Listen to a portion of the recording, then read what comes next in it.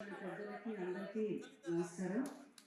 ఈరోజు శోభన్ బాబు గారు పుట్టినరోజు సందర్భంగా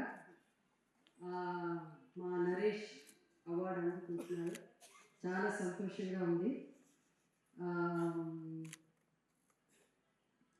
ముందు శోభన్ బాబు గారి గురించి చెప్పాలంటే చాలామంది మాట్లాడారు. అంత ఫ్యాన్ ఫాలోయింగ్ ఇంకా ఆయన లేనప్పుడు కూడా ఉండడం అనేది చాలా అదృష్టం. ఆ జనరేషన్ ఆఫ్ యాక్టర్స్ అందరికీ ఆ ఫ్యాన్స్ అలాగే ఫాలో అవుతున్నారు, ఇంకా ఫ్యాన్స్ ఉన్నారు. శోభన్ గారి గురించి చెప్పాలంటే చాలా చెప్పాలి. నాకున్న ఫ్యాన్స్ శోభన్ బాబు గారి గురించి చెప్పాలంటే చాలా చెప్పాలి. ఇంతకుముందు ఆయన చెప్పినట్టు ఆయన జర్నీలో నేను ఒక నా జర్నీ కూడా, ఎందుకంటే ఆయన నాకంటే ఎప్పుడో ముందు వచ్చారు. బట్ ఎక్కువ పిక్చర్లు నేను ఆయన యాక్ట్ చేయడం అందరికీ తెలిసిందే. 26 పిక్చర్స్ నేను ఆయన యాక్ట్ చేశాను. Okay, that's 31 pictures. Okay, sorry, అది రామారావు గారు అనుకుంటా. 26 31 పిక్చర్స్ నేను చేశాను. అయితే ఒక్కొక్కప్పుడు శోభన్ బాబు గారు అనేవారు, ఎప్పుడు నన్ను ఏమిటోయ్ అని పిలుస్తూ ఉంటారు. ఆయన అందరినీ ఏమిటోయ్ అని, అంటే ఆయనకి బాగా ఇష్టంగా ప్రేమగా ఉండేవారు. అందరినీ ఏమిటోయ్ అని పిలుస్తుంటారు. ఆ మొహం చూస్తే కూడా బోర్ కొట్టే అంత మేము ఒక సంవత్సరం అంతా కలిసి యాక్ట్ చేసిన సందర్భాలు కూడా ఉన్నాయి.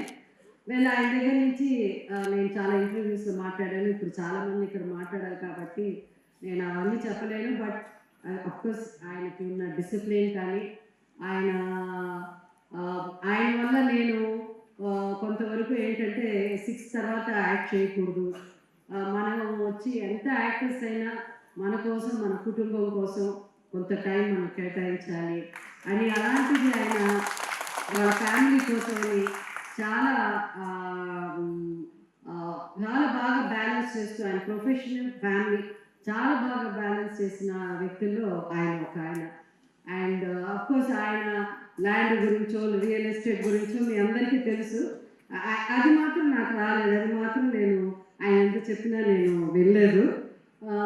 సో ఎనీవే, దాని గురించి ఇప్పుడు నేను అప్పుడప్పుడు బాధపడుతూ ఉంటాను, కానీ చేయగలిగింది ఏం లేదు.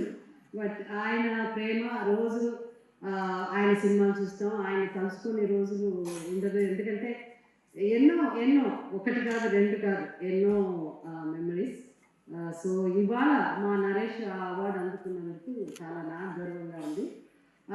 నరేష్ గురించి చెప్పాలంటే మీ అందరికి తెలుసు, మేమిద్దరం ఒకటిగా ఫస్ట్ సినిమా 12 కాపురంలో మేమిద్దరం నటించడం జరిగింది. చాలా చాలా ఆ టైంకి అది చాలా ముందు, అంటే కొంచెం చాలా మందికి ఆ సినిమా గురించి అర్థం కాలేదు.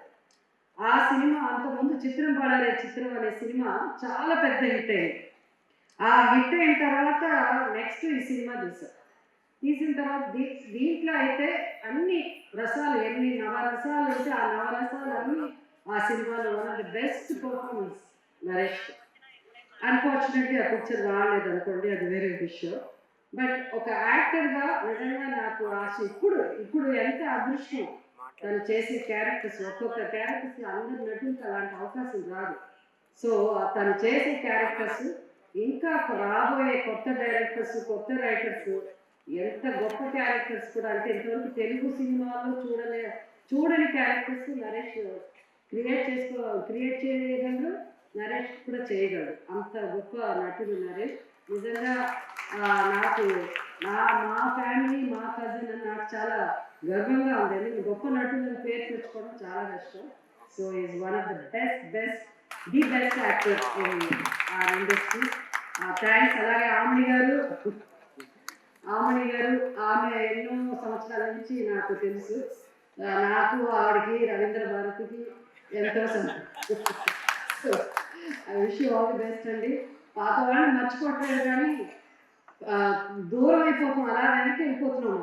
కొండాపూర్, కోకాపెట్టి, కొల్లూరు అక్కడికి వెళ్ళిపోతున్నాం. అక్కడి నుంచి ఇక్కడ చిన్న ప్లేన్లో నెక్స్ట్ ఇక్కడ ఎక్కడైనా ఎయిర్పోర్ట్ ఉంటే రావాలి, లేకపోతే బెస్ట్ మెట్రో తప్పదు లేదు, అది యూజ్ చేయడానికి కూడా అభ్యంతరం లేదు నాకు. బట్ ఇలా ఫంక్షన్స్ చేసుకుంటూ ఉండాలి, మనందరం కలుస్తూ ఉండాలి. Thank you. ఒక జూనియర్ ఎన్టీఆర్ అంటే వాళ్ళ పరంపర కొనసాగుతూ ఉన్నది. వాళ్ళ అభిమానులు నిరంతరం ఏదో రకమైనటువంటి ఇన్స్పిరేషన్తో ఉండడానికి అనుకూలమైనటువంటి వాతావరణం ఉంది.